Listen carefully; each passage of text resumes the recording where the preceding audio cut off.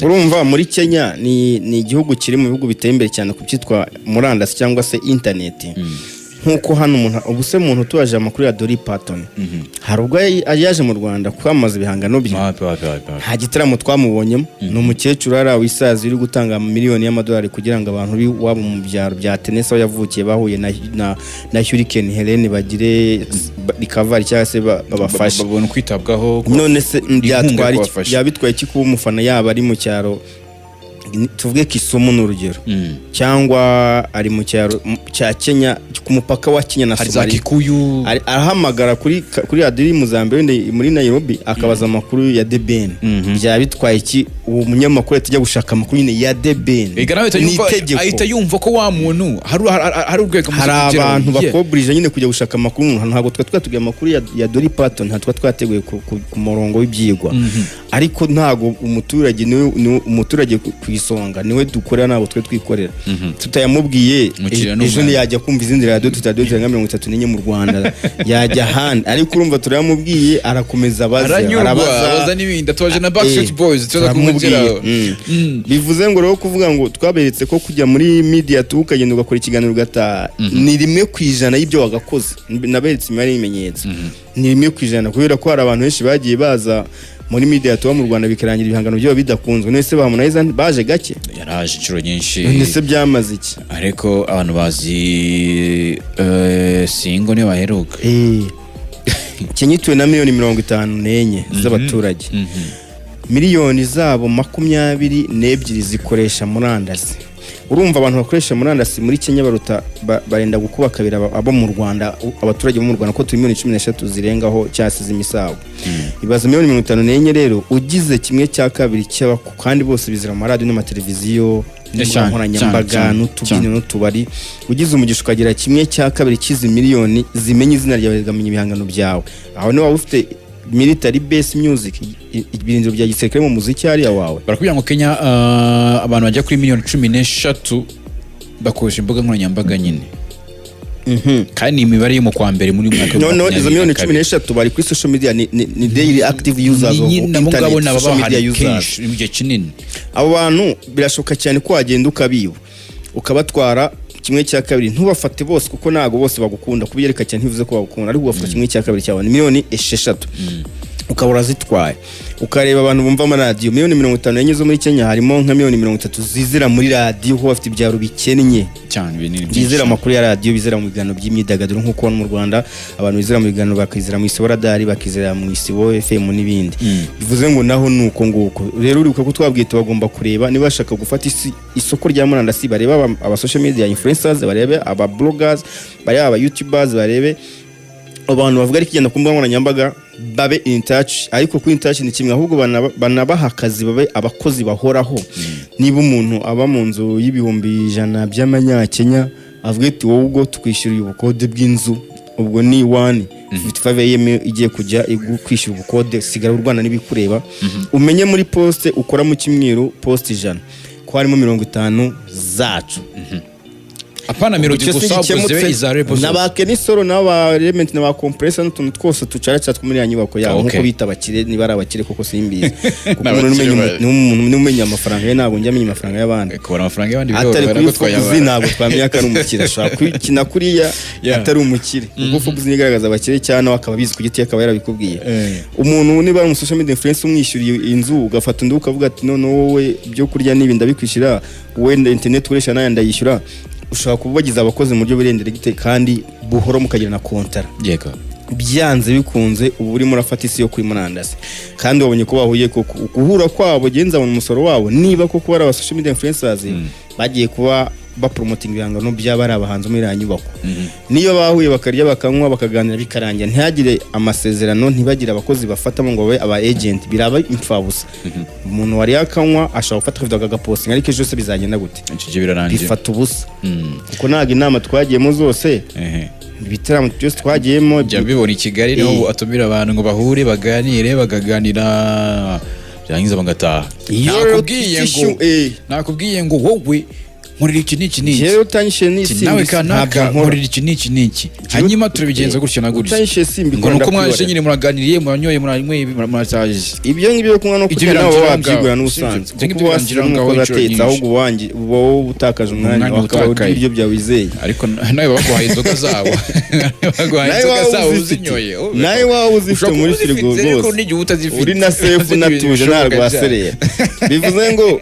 kuvuga ngo umuntu murawe muramwe munariye ntago bivuga ko azakorera akazi washakaga munywe murye ariko unoboremo bakeya ubona bafite isoko rya Kenya bahereza akazi iyo yo twarabibabwiye babikoze uribuka ko twabivuze hano babikoze tubashimiye ko banumva ibyo tubabwira ahubwo nikerekana ko bya bintu tuvugira aha ngaha hari ababyumva abatabyumvishe bafiringa kuko tubivuga ku nshuro ya mbere ntago yari akagiye muri Kenya ubu ngubu yagiyeyo aravuze ati akabya bintu abahungu bavuga reka ndebe ubundi musaruro ndebe icyo biza kuvamo nzi neza ko babyumva kubera ahuye nabo bagiye gukora challenge ko nkabona bazibyina bari kuri YouTube bagiye babibona babyina nyine challenge iyo ndirimbo bamwe mu influencers bahari ababyina ko bigisha bakabisubiramo bagafata tu video so iyo ngiyo ni challenge bagiye gukora iri buze kumara icyo cyumweru cyose iri kugenda icurangwa aho ngaho hose TikTok ni he hose bihagaze bite TikTok ya Kenya cyangwa se umubare wabo ngabo bakoresha mbuga ntago ari abumva n'abakurikira n'abanyakenya gusa hari diaspora Kenya iri hanze aha ngaha hari abari za Canada bazakina kureba wa muntu wo twabonye muri Kenya bantu dukunda muri Kenya bazi bakorera challenge agiye kuza Canada Kenya ifite diaspora nini mu bihugu bifite diaspora nini mu bihugu byo muri Afrika hanze ya nyine Afrika aho ngabo bose ni abandi bazitebya bya bitaramo bya melody biri hanze y'umugabane wa Afrika nyine akujunjo y'inyanja yagiye mu Bwongereza yagiye Burayi yagiye Canada yagiye USA umva wa mubare we w'abantu baza kureba ibitaramo bye uri buze kwiyongera ntabwo ari buze kuba abanyarwanda gusa n'abarundi babasanzwe bamuzi ayongeyemo n'abandi banyakenya ibindi bari gukora kwizera ko bajyanye n'amasezerano nyine ko yafata bamwe na bamwe akabahereza umwanya uvuga ati kivuye aha ngaha cyose turakigushinze nk'uko twavuze tuti nubwo twabivuze abo kwambonye nibwo batabyifuza ko bijya hanze ariko niba afite abantu hariya bajya bakurikirana ibihangano bye bamenya ati indirimbo zasohotse ziri gucurangwa zimeze gute nabo bakagombye kubikurikirana bakafatamo abantu mu bikurikirane bimeze gutya bene mwumva ari pass nziza yamuhaye byo kumushakira abo bantu bene n'umuntu munini cyane hariya muri urumva umuntu uhabwa miliyoni 20 umuntu uhabwa miliyoni hari y'ibihumbi 20 by'amadolari ya Amerika mu manyakinyubwo nangahe agiye gutarama gusa igitaramo kimwe bamuhaye n'ibindi byose amashiringi kimwe cyose amashiringi ni abarumanzi munini nubwo nabonye harimo abantu aba YouTuber bavuga ngo bien-aimé ngo ni muzehe ngo nta kigenda ngo nta gipa abanza hari abantu batazi imyidagaduro abyuka akavuga ibintu nta kintu na kimwe ashingiye kubera nyine ko agomba kuvuga kandi bira ibintu birangiza cyane ntabwo umuntu yakavuze ko agomba kuvuga yakavuze kubera nyine ari kuvuga ibintu bifatika niba umuntu ahabwa miliyoni 20 by'amadolari mu gitaramo yakoranyemo na Rema icyo gihe burimo bamuhaye 100 by'amadolari ya Amerika bamuhaye 20 bamuha 20 igitaramo ibindi byose bari babikavarenze urareba mu amashinya ya Kenya nangahe kumbona ni miliyoni zijya kuri 20 iby'amadolari ya Amerika kumbona ni miliyoni zingahe se ebyiri ni 500 z'amashiringi yashyire mu amanyarwanda amanyakenya sinadu kubyishura 8 umunyarwanda ugumva ajya kujya muri 20 na miliyoni 20 z'amanyarwanda izo miliyoni se sinyishe hano baziha banga imbere mu gihugu mu gataramo k'isayime cya isabye ni banga ntibazisaranganya abantu 8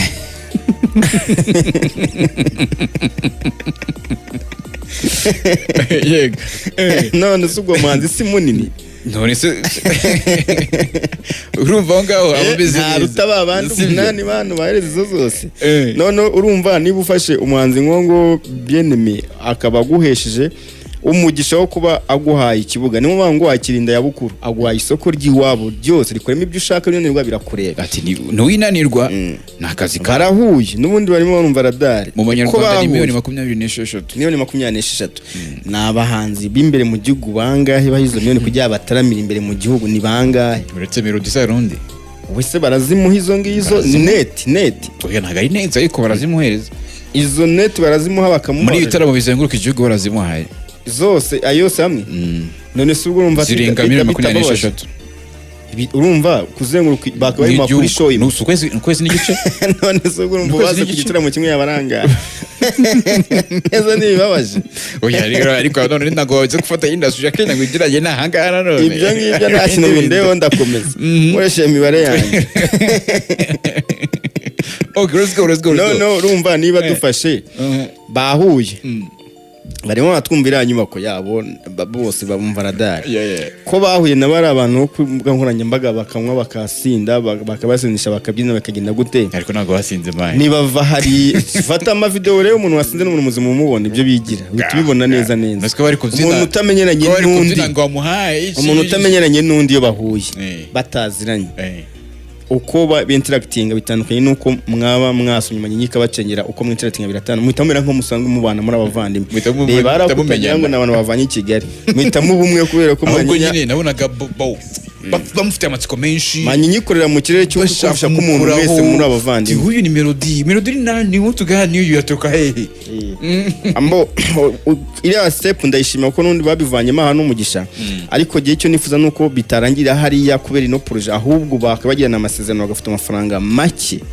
muyo banywera mina mu Rwanda mu night club mu macumba mare bakigomwa bagafata amafaranga make bakagirana amasezerano yanditse n'abantu bahariya nka batanu ku mbuga nkoranyambaga bakagira ibyo batanu barahaje barenza abandi bari mu mbere bayoboye bakagira ibyo babigomwa mu buzima bwabo ako kandi kibuga bagifashe kuri social media ariko se twigire noneho mu cyaro bya za Kisumu na za hehe hahandi cyaro bumva radio gusa badafite internet atari umuriro n'amashanyarazi za Kikuyu za he za hari ibice byinshi hariya usanga bamwe batanazi bijyanye n'imyidagaduro cyane batazi social media batazi smartphone bize bumva isaha makuru agashyira kuri radio imyidagaduro akumva makuru y'umuhanzi kandi hano yayakura wahe bimeze bite so aho ngabo bose n'abantu kandi bari munini igihugu gituwe na miliyoni zigera kuri 54 miliyoni 22 zikoresha internet miliyoni 13 zikoresha social media bivuga ngo ibaze miliyoni 22 zikoresha internet muri Kenya muri 54 ubwo harimo 31 zitazi internet icyari cyo muri miliyoni 22 ziri ku internet 13 twabonye ko zikoresha ikintu cyitwa social media imbuga ngurukanabumenyi cyangwa imbuga nkoranyambaga hari miliyoni 10 miliyoni 9 zisigaye zitari kuri social media ziri kuri email ziri kuri website nyine zidahura n'amasocial media abantu baba ari abantu bakuru basaza badakina iyo mikino y'amasocial media batazi n'ibyo ari byo bari misi yabo abantu rero kugira ngo bagireho bizagenda gute biragenda gute mu tubyiniro hagera gute aba DJs twabonye yahuye n'aba bantu bo kuri social media ariko abantu bose nubwo bavuze ko ari social media ntago buramo n'aba DJs asuko rero bigenda nubwo agomba gushaka aba DJs bari mu bayoboye hari umu DJ yari witwa Joe Mufarumi agiye ku Radari nga 12 uwo mu DJ afite schedule nk'iy'abahanzi aravuga kwa mbere ndaha kwa kabiri kwa gatatu ni ukora playlist ya Citizen ya radio 12 yo muri Kenya ari mu yambe mu myidagaduro uwo mu DJ n'urugero umufashe ukavuga ngo turashaka kutuyana partnership indirimbo ushiramo mu night club hazajya habarimo izacu ku kigero cya 50% turakwishyura essence nukoresha mu kwezi ibyo bya birangiye mukava cyangwa bakagena amafaranga umushahara runaka icyambere ni deal sibyo ashaka kuba ahenze ariko nanone kumwegera n'intambwe ya mbere n'ubwa mbere mukoranye abatrika dukorane n'ubwa mbere dukoranye ariko turebaho biri biganira bitanga umusaruro turabona turi bugire akazi gahoraho kubyo nyine wa umukozi wa rebo yacu icyo n'indi ntambwe baba bateye kandi nacyo ni ikintu cyiza yego ibingibi birabaye nabyo n'indi ntambwe nziza cyane twabishimira Bruce na timu ye bajyanye kigaragaza nyine wa musaruro tuvuga tuti ko coach wajyanye n'abangaba bose bajyanye bagiye gukora iki DJ Joe Mufarumi n'umure bakumbwa nkoranyambaga ziwe urasanga ahora agenda ahora aguruka agiye Eldoret agiye ahangaha n'uvuga ngo nyine afite schedule nk'iy'abahanzi baba superstar numwe ro makuru playlist za Radari nga 12 yo muri Kenya arimo bitangazamakuru bya Citizen kandi nimwe mu bitangazamakuru bikomeye cyane ama night club ari mu yambere hari niwe uya dijamo ibyitwa za Runa Lunge niho akorera amakarabu ya mbere barimo babana b'abasiriyi bambaye neza basa neza niho kwita y'imiziki kandi abasiriyi nibo bakwirakwiza imiziki yagapostinze ubuzima burahagarara indirimbo zawe zirako umuziki wawe udakundwa n'abakobwa inzara irakwica ubukene burakwica Sima musa hip hop n'abantu bafite inzara bakagasiga bakunda hip hop bro basigaye bakunda hip hop bro basigaye tazababeshyira ko nyine basigaye mbere bakunda hip hop man mbere ko nabonye mu cyumba cy'amategeko barimo barimo babyina rwose bambaye neza bahari barimo kuri kurimbura intambara twarwanye tumvisha ko bagomba kuba bari ariko ni byiza nese ni kimwe n'indi miziki ugereranyije matunda y'ikombere birimo biragenda neza birimo bifata bibigana heza muri night club twatuye muri night club kubona ni hamwe mu hantu nyine umuhanzi agomba gufata kugira ngo yizere neza ko imiziki ye muri iki gihugu ifite isoko aba DJs bari mu bayoboye bakabaye bahura nabo sinangombwa bose umwe arabaye umwe ufite power arahaje cyaba babiri nabo twigire kuba noneho ku bantu baba comedian urabizi neza ko abanyarwenya bari mu bantu nabo bakundwa cyane bakora funny videos bagakundwa cyane ba Eric Omondi bari Eric Omondi akoze challenge k'indirimbo yawe uzi neza ko ari umuntu utitiza isi yose ku bintu byitwa bara muri Kenya bitwa skin comedy bareba ntari skin comedy nabo bameze neza hariya cyane abari mu bantu baba bafite utuntu twinshi tumeze neza Eric Omondi akurikirwa na 4,600,000 kuri ku mbuga nkoranyambaga ku rubuga rwa Instagram n'umwe mu banyarwenya wakubwira ko ari Presence of Comedy Africa akubwira ko ari umuntu uyobora comedy yo muri Africa ngo ni Presence of Comedy akubwira ko kuri zati bakasha mvuye titre nyine abafite ibintu byanyu okay abo bandi wabonye uko bitwa nitwa Skin Comedy bari mu bakunzwe bafite TikTok bafite 5,000,000 kandi verify tekereza izo 5,000,000 zibakurikira reba engagement yabo ifite bangahe video likes ifite cyangwa se views nandi bakorera kuri Instagram ujye no kuri TikTok reba kuko TikTok niri kujyana imiziki cyane ahantu hose ku isi kimwe muri video bakoze usanga zakoze sharing abantu bazisharinze bajya mu 4,400,000 none se ntiharimo community yo muri Kenya harimo abantu benshi mahanga harimo community yo muri Kenya iyo ni irindi soko abana n'abandi Eric Omondi kuri TikTok afite 415 n'abantu 400 bamufollowinga kuri TikTok video akoze zigira abantu bazisura barenga 50,000 133 nyine TikTok ina iri muzisurwa cyane abo ni bamwe ariko nabo waruvuze n'abandi abo bantu no baguha indisi tugiye mu maradiyo playlist ukamakinga shaka kwigana by'imyidagaduro ufitemo nyine uruhare ukajya mu byara aba street DJs imiziki bakayijyana ku maflash n'ama CD kubera ko bano ba street